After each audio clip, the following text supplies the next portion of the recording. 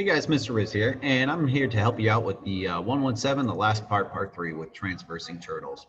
All right, so now that you've examined the code and you understand how a for loop is used to create and draw different shapes using turtles for different shapes, you're going to modify the code to change the color of the turtles, delete colors available to turtles, add more turtles, and change the program's parameters to see the results.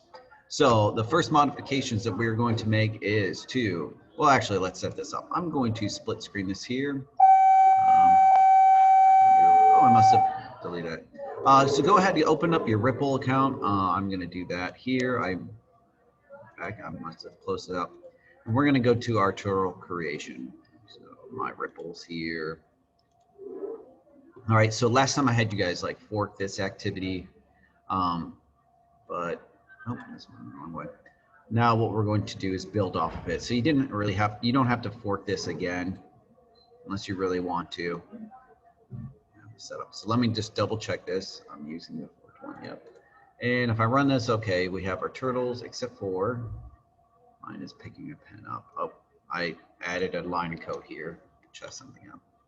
All right, so this is what your code should look like. Turtles go into those orders and those lines and go through. So the first modification, we're going to set the pen up when you create the turtle object. So let's take this one step at a time. Where we create the turtle object is actually up here in lines like 12 through 15. So after we create them, so we add them to the list, we'll do .pen up. So t.pen up. All right, let's see, let's run that and see if it looks different now. Okay, so now we're not drawing our lines right there. Then what we're going to do is set the pen down after you move it to its starting position. So after we move it to the starting position here, which is in this next group of section here. So after he moves there, we're going to do pen down, t.pen down. All right, so let's run that, kind of see what changed. Okay, so they're all starting in the same spot, but they're drawing a line after they move. Okay. So we're going to build our code incrementally. So we're going to add the code for the first pen up, and then we're going to run and test it, then add the code and test. So that's what we did here. Well, this is just good practice. And if we're just reminding ourselves what to do here. All right, so for the second modification, we're going to change the body of the My Turtles loop, which is down here. Here's the My Turtles loop. So that the next turtle begins drawing where the last turtle left off. You will find the following turtle methods useful. X coordinate, so an example, myturtle.x coordinate, the coordinate value. So this gets the value of the x coordinate. So if we want to think about where we are setting the next turtle, that's actually right here in this start x, start y plus 50. That's where we determine where the next turtle is going to be. So instead of making the start x equal to the start x plus 50, let's make it equal to like t.x cord. And then we'll do same thing with the y, t.y cord. So what this will do, and we'll run to see visually, this is building off of the last drawing. So we're not going to go back to 0, 0 and add 50 to it, 50, 50 over here and keep going 50, 50. We're building off of this. So I think we need help, yeah. All right, next we're going to change the color of the turtles. Your color changing code should include in the loop that creates My Turtles. All right, so we're going to work in this code here. The color names you are used are in the color turtles list. Okay, so those are what we're going to use. On each iteration of the turtle shapes list, pop the turtle's color. Okay, so let's go ahead, assign the new color with the appropriate turtle methods. So let's see, if we want to go ahead and get a new color, what we can do is just make like a new color. Probably don't want to just call it color, that might call something else, but new color equals. And remember what we could do is if we use like pop, that will get the last color that was on our list and assign it to us. So turtle colors dot pop. So we're going to pop, or we're going to take the last color off the list and assign it to new colors. And then we're going to then change the turtle's pen color, right?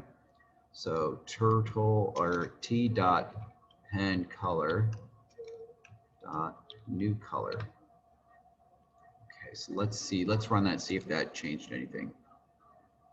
Okay, so that made him, okay, just made the outline. Is it T dot color, new color? Okay, there we go. So now they are colored, and you can see the first one, which was like yellow, and then, or maybe it was probably gold here, and then blue or orange. Oh my God, I can't get these colors right. We have gold for the first line, then the last one purple, then the next one was orange, then green, then blue, and we ended with red. All right, so next what we're going to do is finally change the body of the My Turtles loop. So going back to the My Turtles loop, so that the next turtle begins facing the same direction as the previous turtle. This will require initializing a new variable outside of the loop to set the save direction of the previous turtle. Your turtle should end up drawing something like this. Okay, so it says right here, we're going to require a new variable outside of the loop. So before the loop starts, I'm going to put like direction equals, and we'll start out, let's start out, well, it says, let's put 0 here. Now, what we're going to do here is maybe instead of like making it turn right 45 degrees, we can make it just turn right the direction, and we'll increase the direction at the end. So turn right direction, and then at the end here, we can make direction equal direction plus 45. Let's see how that goes. So I'm assuming that we're going to start out with 0. Or we're going to turn right 0 degrees, go forward, and then we're going to make the direction go up 45.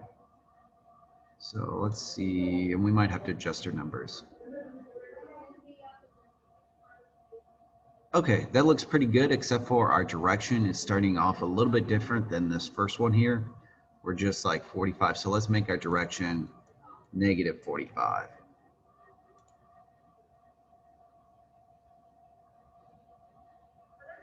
There we go. Okay. So next, we're going to experiment with our list. We're going to delete one of the colors from the turtle list and see what happens. So let's just delete a color. Delete this, run it. Oh, I actually probably have to delete that too.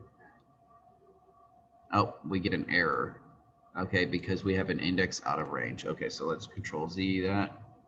Oh. So we get an error, and it says right there, this calls an error. All right, and we can discuss why that happened. It's because we ran out of colors. We were assigning more turtles than we had colors. All right, restore the missing value with Control Z, which the program works. Or remove a shape from the turtle list and see what happens. Okay, so I'm going to get rid of circle. Oop. Run that. All right, that worked, but we had one less turtle. Now, why would this work? Well, because the turtles are determined based on how many shapes are in there. So if we only have 5 shape names, we're only going to make 5 turtles. Even though we have 6 potential colors, we're only going to make 5 of them because our list is determined by how many turtle shapes we have. All right, let's Control Z that and go back. All right, well, let's extend our program. We're going to add more turtles to the list by copying and pasting the context of the shape and colors. And we're going to span our drawing outward to increase the forward path of the turtle on each iteration of the loop. Okay, so we're going to go ahead, add more shapes and colors to our list. So I'm just going to copy this list here, Control C, put a comma, Control V. So now we have twice as many shapes. We also need to have twice as many colors. Control C, Control V. All right, now if I run this, what's going to happen is we make all the turtles and they go ahead and they keep going around, but we end up making another loop that just goes right on top of each other. And you can see these ones are spinning around real crazy. Okay, So what we need to do here is to expand the list. So instead of making them go forward 50, let's have them go a little bit more each time. So the same thing that we did with direction here. Let's just call this distance equals, and we'll start out with 50. And we'll have them go forward distance. But then just the same thing like we did with direction, make distance equal distance, and we'll just add a number like how we did here, plus 10. So when we run it this time, all right, we still kind of make this octagonal shape, but now that we're going farther each time, it starts to spiral. But we probably could have put a modulo here with the direction so they're not spinning so crazy, but it works. All right, well, there we go. That's part 3. So what you guys will do is send me the URL or upload your Python file, and we're going to see if it works. All right, guys, have a great day. We'll see you next time. Have a good one.